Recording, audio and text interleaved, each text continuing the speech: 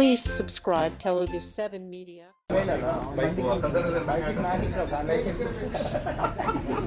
Actually ఈ film చేస్తున్నారన్నప్పుడు ఒక 80 pages book ఒకటి దొరికింది నాకు.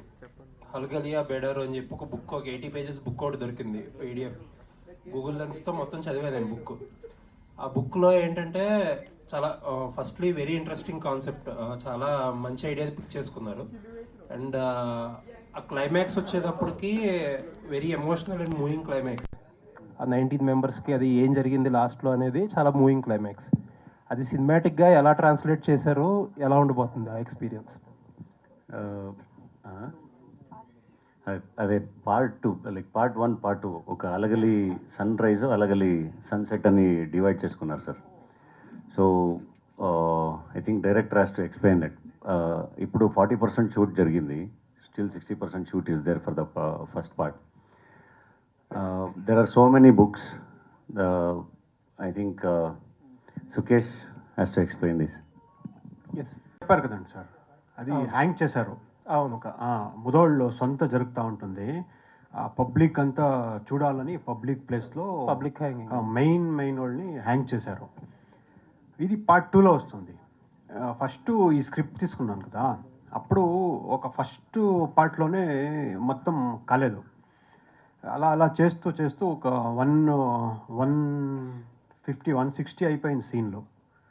మరి సీన్లో అయిపోయింది. మళ్ళీ ఇలా అవదు, ఒక 2.5, 2:45 అలా ఉండాలి డ్యూరేషన్ అని మొత్తం ఒక ఫస్ట్ పార్ట్కి ఏమి వాళ్ళ ఫౌండేషన్, అలగలి బేడాస్ ఫౌండేషన్ వేసాము.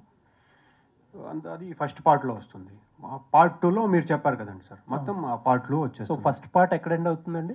ఫస్ట్ పార్ట్ ఒక బ్రిటిష్ ఆఫీసర్ని ఇచ్చేస్తారు, అక్కడ ఎండ్ అవుతుంది సార్. ఒక బ్రిటిష్ ఆఫీసర్ దగ్గర గొడవ స్టార్ట్ అవుతుంది. ఓకే, అక్కడ ఎండ్ చేస్తారు. సో ఫస్ట్ 2 పార్ట్స్ ఫిల్మ్ ఎప్పుడు, అంటే ఏమన్నా గ్యాప్తో రిలీజ్ అవుతుందా? లైక్ ఎంత గ్యాప్లో రిలీజ్ అవుతుంది ఏంటి, what is that plan? 1 year అన్న కావాలండి. Okay, all the best sir, looking forward. Thank you sir. Work మీరు చేశారు ఈ క్యారెక్టరైజేషన్ని బిల్డ్ చేయడానికి, ఎందుకంటే because it is about all about history. You don't know how they look, you don't know exactly how they appear, ఇదంతా తెలియదు కదా. So what kind of homework you did to improve this character? All thanks to my team, the directors, research and the script, the writing and everything. It contributes because there will be no reference what we read, what we listen, and there are so many books about Halagali and they speak so much about Jadaga. So with all this, we have built the character. So for this transformation, how many days you have taken, sir? It's a continuous effort. We have to keep doing. Like before, I did a gangster role. I had big stomach and everything. I was huge when I was doing Jal Reddy. So I had to thin down. So I had to work on my body. So it's a continuous process. All the very best. And Sukesh గారు చెప్పండి sir, actually మీరు ఇదంతా story మేము చూశాను, అక్కడికి వెళ్ళి రాసుకున్నానని చెప్పారు కదా సార్, ఎంత ఒరిజినాలిటీని మీరు చూపిస్తున్నారు? Is there any fiction you are adding to it? And culture కావచ్చు, డ్రెస్సింగ్ స్టైల్ కావచ్చు, ఎగ్జాక్ట్లీ వాట్ దే వేర్ అన్నది మీరు ఇక్కడ ప్రజెంట్ చేస్తున్నారా, లేదంటే any of the fiction imaginary things కూడా ఉన్నాయా? ఇప్పుడు ఆ సబ్జెక్ట్ తీసుకున్నాను కదా మేడం, ఆ సబ్జెక్ట్లో ఆ సీన్లంతా కమర్షియల్గా కొంచెం ఫిక్షన్ కూడా యాడ్ చేసి ఆ ఓన్ రియల్ స్టోరీకి ఎక్కడ డ్యామేజ్ కాకుండా నీట్గా చూసుకొని ట్రావెల్ చేశాను ఆ స్క్రీన్ ప్లే అంతా మేడం. సో ఫిక్షన్ కూడా ఉంది? ఉంది madam. Okay, all the very best. Dhananjay గారు సార్, అంటే కొంచెం ఈ ఫస్ట్ లుక్ కాకుండా ఒక విత్ యువర్ ప్రొడ్యూసర్ పర్మిషన్స్తో కొన్ని సీన్స్ చూసాం మేము. అవి వెరీ మచ్ ఇంప్రెస్డ్ సార్. అంటే సప్తమి గారు, మీరు both are killed that part అనమాట. చాలా అథెంటిక్గా, రస్టిక్గా ఉన్నారు. So very impressive and good luck sir. అంటే you have, I think you have winner in your hand అనిపిస్తుంది. Thank you sir. Once again, like Saptami said, when we go to sets, set will be so authentic and the properties, everything will be so authentic. They are trying so hard to uh, uh, get that authenticity on screen. So as actors, we'll be very happy, and even we want to give 100% because they are working on it so much. Saptami garu. Your transformation is really amazing, madam. I watched one or two scenes. Shoril, your producer, shows to me. He's not showed it to me only.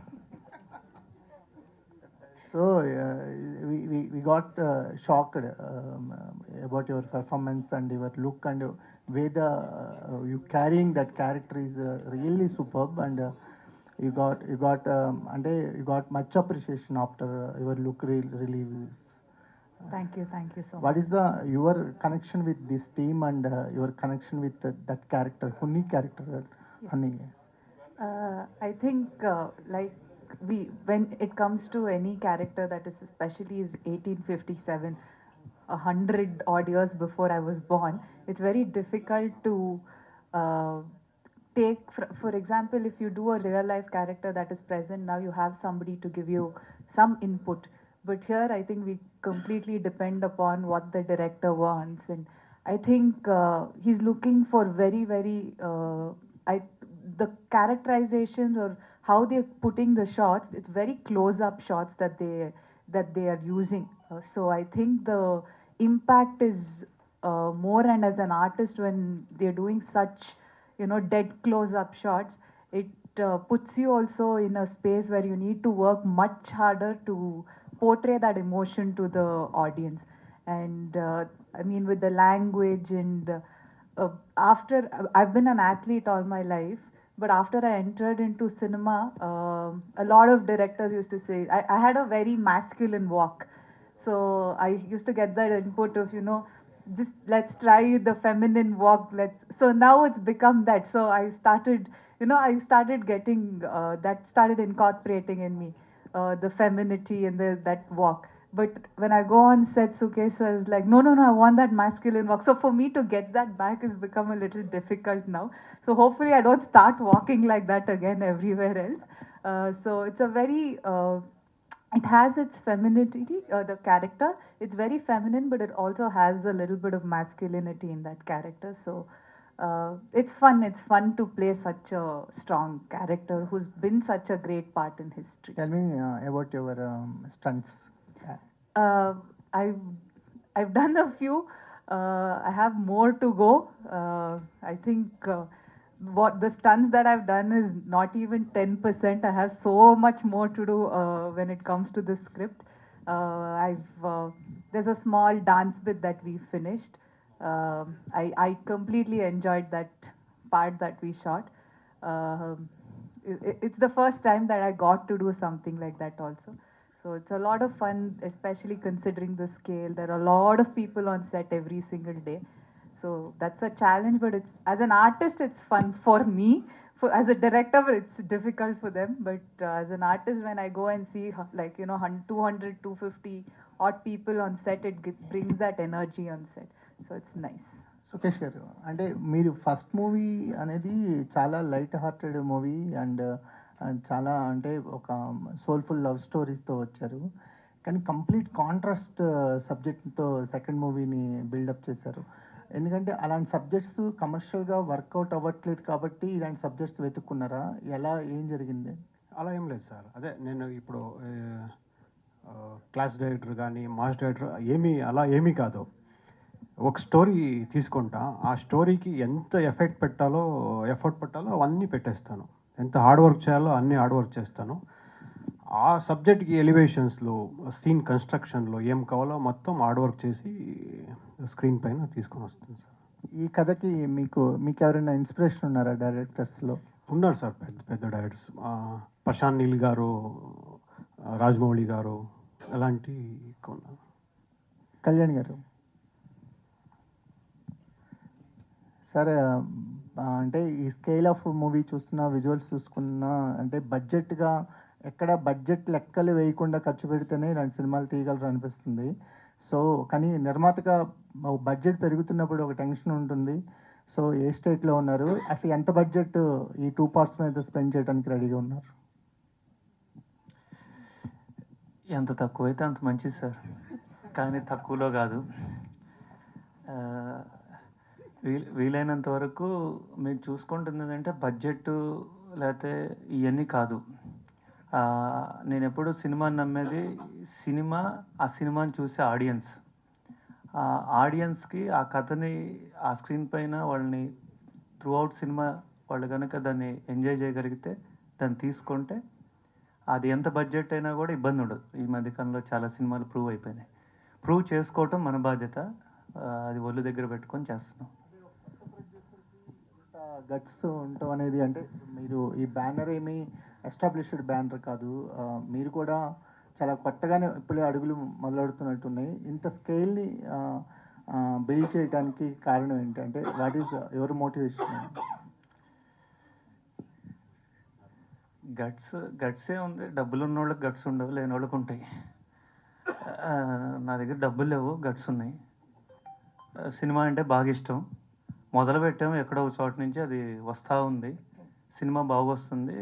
అంటే దీంట్లో day 1 నుంచి మీరు budget సీరియస్గా చెప్పాలంటే సుకేష్తో మీరు మంచి question, banner establish ఇవన్నీ అడిగారు, అది చెప్పాలి కంపల్సరీ.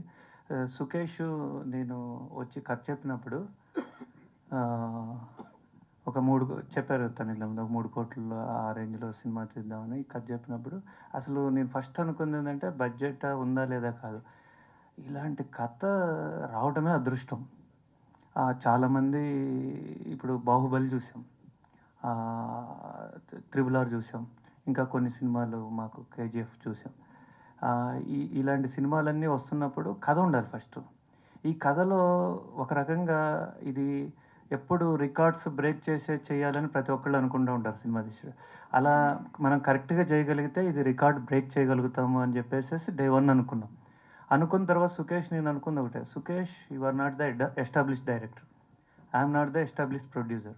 ఎవరి దగ్గర పోయి ఏం చేసినా కూడా వీళ్ళు ఏం చేస్తారులే ఏంటి అంటాం. కానీ మనం ఒక్కొక్కటి ఎలా అయితే బిల్డ్ చేసుకుంటూ వెళ్తామో అది బాగుంది, ఎక్స్ట్రాడినరీగా ఉంది కాదు, వావ్ ఫ్యాక్టర్లో ఉండాలి ప్రతి ఒక్కటి.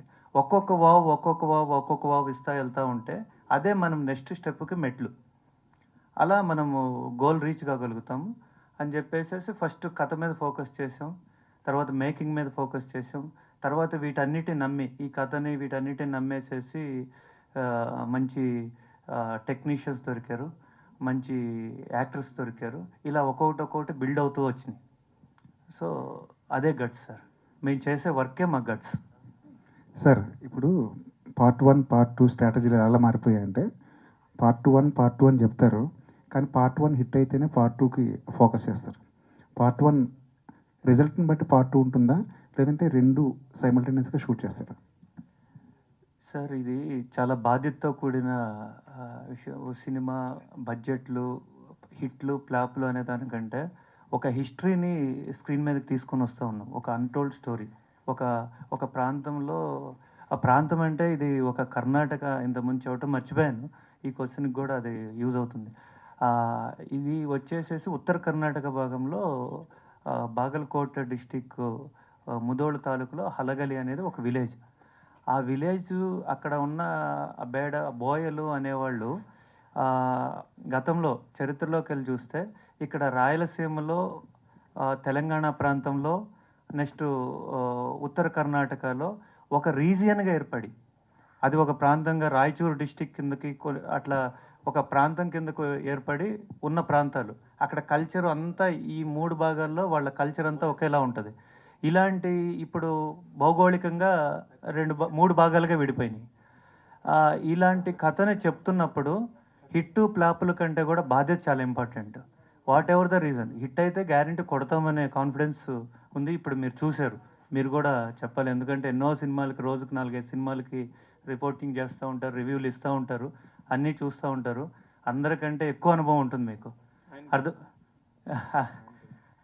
అర్థమైపోయి ఉంటుంది. ఇది వాట్ ఎవర్ ద రీజన్, ఈ చరిత్రగా ప్రజల ముందు పెట్టడమే సార్. అది మాకు ఒక చరిత్ర అవుతుంది భవిష్యత్తులో. సార్ డైరెక్టర్ గారు, ఇంత మంచి హిస్టరీ ఇప్పటివరకు ఎందుకు చెప్పలేదు, ఇప్పటివరకు ఎందుకు రాలేదు? సార్ అక్కడ 30 years నుంచి ట్రై చేశారు సార్. పెద్ద పెద్ద డైరెక్టర్స్ చేయాలని వెళ్ళారు, కాలేదు ఇంకా. అంటే ఇప్పుడు నాకు కూడా ఇప్పుడు ఒక పెద్ద లీడ్ రైటర్ దగ్గరికి వెళ్తాను, వాళ్ళు కూడా చెప్పేవాళ్ళు, మేము ఇప్పుడు ఎప్పుడో ప్లాన్ చేసాము, సాంగ్ కూడా చేసాము, కానీ కాలేదు, నీకు దొరికింది, ప్రతి విజువల్స్ కూడా అంతే బాగా చేయి అని ఇలా చెప్పి చేస్తూ ఉంటారు. వారియర్ సినిమాలు అంటే ఇదివరకు ఏమో కానీ ఇప్పుడు బాహుబలిలో వార్ సీన్స్ అలాంటి ఎక్స్పెక్టేషన్స్ చాలా పెరిగిపోతున్నాయి కదా, దాన్ని ఎంతవరకు మ్యాచ్ చేయగలరు విజువల్ పరంగా, యాక్షన్ ఎపిసోడ్స్ పరంగా? నేను చెప్తాను చెప్పండి సార్. లేదు చెప్పండి. డైరెక్టర్ని తొక్కేస్తున్నాడు. బాహుబలి రాగానే చాలా బాధేస్తుంది సార్. రాజమౌళి గారి మీద అప్పుడప్పుడు కోపం కూడా వస్తుంది. ఆయన మామూలుగా ఆడియన్స్కి అలా తీసుకెళ్ళి ఆ లెవెల్లో చూపించేశారు. మళ్ళీ ఏదన్నా టచ్ చేయాలంటే ఆడియన్స్కి ఏముండవు కదా, వాళ్ళు వచ్చి చూస్తారు, కొన్ని సినిమాలన్నీ చూస్తారు. ఇంకో కారణం కూడా ఉంది, కరోనా. రాజమౌళి గారు చూపించిన పీక్స్, మేకింగ్ వాల్యూస్, ఆ క్యారెక్టరైజేషన్స్, తర్వాత కరోనాలో ఆడియన్స్ అప్పుడే ఓటీటీలో వచ్చేసేసి ఇంటర్నేషనల్ కంటెంట్ మొత్తం చూసేసారు. దాదాపు ఎవ్రీ ఆల్టర్నేటివ్ ఆడియన్ చూసి ఉంటారు. దీంతో వాళ్ళకి బాగా మేకింగ్ నాలెడ్జ్ మొత్తం చాలా హెవీ అయిపోయింది. ఇప్పుడు దాన్ని మ్యాచ్ చేస్తూ ఈ లెవెల్లో హలగలిని ఒక హిస్టరీని రిపీట్ చేయాల్సిన పరిస్థితి ఏర్పడింది. తను కూడా చెప్తారు, కంటిన్యూ చేస్తారు. డాలి గారు సార్, ఒక సినిమాలో హీరోగా కనిపిస్తారు, ఒక సినిమాలో విలన్ చేస్తారు. ఏంటి సార్ మీ స్ట్రాటజీ ఏంటి? స్ట్రాటజీ ఏం లేదు సార్, వర్సటాలిటీ ఎంజాయ్ చేస్తున్నాను. ఒక గుడ్ ప్రాజెక్ట్ అయితే, ఒక గుడ్ క్యారెక్టర్ అయితే చేస్తాను అది. సో అక్కడ కన్నడలో చాలా బిజీగా ఉన్నాను, చాలా ప్రాజెక్ట్స్ ఉంది, చేస్తూనే ఉన్నాను. సో వేరే లాంగ్వేజ్లో ఏదైనా గుడ్ టీమ్తో గుడ్ క్యారెక్టర్స్, గుడ్ ప్రాజెక్ట్స్ వస్తే it's very important to be part of such projects. For example పుష్పలో పని చేస్తే సుకుమార్ గారితో, అల్లు అర్జున్ గారితో, ఆ ఎక్స్పీరియన్స్ ఒక లెర్నింగ్ ఎక్స్పీరియన్స్ కదా అది. అండ్ రీచ్ కూడా, see every one will have their own journey. When it comes to my journey, there are no big people to back up me. So every time I have to find a way, and I have to prove myself, and I have to reach people. I have to build my market like that. So I have worked with everyone. Wherever I have got opportunity, I have worked there, and I'll keep on doing that. ఈ మధ్య తెలుగులో ఏమైనా కొత్తగా ఏమైనా ఒప్పుకున్నారా? లేదు sir, లేదు. But I'll do it. Sukesh గారు ఇంత గ్రాండ్ స్కేల్ ఉన్న ఒక సినిమాని చాలా సింపుల్గా చిన్న కథగా తీసేద్దామని ముందు అనుకున్నప్పుడు మీరు ఎలా తీద్దాం అనుకున్నారు దీన్ని? ప్లస్ ఈ సినిమాని ధనంజయ్ గారితోనే చెయ్యాలని ముందు నుంచి ఉందా? సార్ ఇప్పుడు ఫస్ట్ క్వశ్చన్ అడిగారు కదండి సార్. ఇప్పుడు ఈ సీన్ ఇప్పుడు చూసారు, పెద్ద ఆఫీసు, ఒక 400 పీపుల్స్, అటాక్, ఫ్లాగ్ కొట్టారు. ఇదే ఇంపాక్ట్ సీను ఇప్పుడు పట్టని చెప్పేస్తాను. ఒక ఆఫీసు, చిన్న ఒక ఆఫీసు, ఒక ఎద్దుల గాడి వస్తూ ఉంది, ఎద్దుల బండి, దానిలో పైన ఒక ట్రంక్ ఉంది, ఒక పీసీ ఉంటాడు అదే ఆఫీసర్, ఆ పోలీసు. అలా చూసి ఆఫీసర్ లోపలికి వెళ్ళి ఆఫీసర్ని పిలుచుకొని వస్తాడు, ఏదో ఒక బండి వస్తూ ఉందని. వస్తుంది, ట్రంక్ ఓపెన్ చేయంటాడు, ట్రంక్ ఓపెన్ అవుతుంది, ఇలా బాణాన్ని పెట్టింటారు. ఓపెన్ అయ్యగానే అలా వచ్చి ఇది కట్ అయ్యి ఫ్లాగ్ కొడుతుంది. ఇది హాఫ్ డేలో షూట్ చేయొచ్చు, సేమ్ ఇంపాక్టే ఫ్లాగ్ కొట్టేది. ఇది 11 to 12 days సేమ్ ఫ్లాగ్ కొట్టే ఇంపాక్ట్. ఇలా సీన్లో కమర్షియల్గా చేసేసాం. పార్ట్ 1, పార్ట్ 2 కూడా అలాగే ముందు నుంచి ఉందా, తర్వాత లేదు ఎన్హాన్స్ అవుతూ వచ్చినాయి?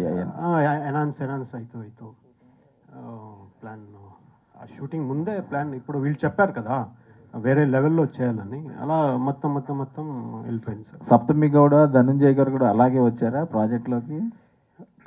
అది మా హీరో చాలా బిజీ అక్కడికి. ఈ కథ చెప్పేకి ఒక చాలా ట్రై చేశాను, దొరకలేదు. వాళ్ళు సినిమా షూటింగ్ ముహూర్తం అవుతా ఉండే, అక్కడ కూడా వెళ్ళాను, కాలేదు. తర్వాత అలా మా ప్రొడ్యూసర్ అలా మెయిల్ పెట్టించి కథ చూసి వాళ్ళు చాలా అబ్బా అలగలి ఓకే అని చెప్పేశారు సార్. ఆ మ్యూజిక్ డైరెక్టర్ త్రూ ఇది అయింది.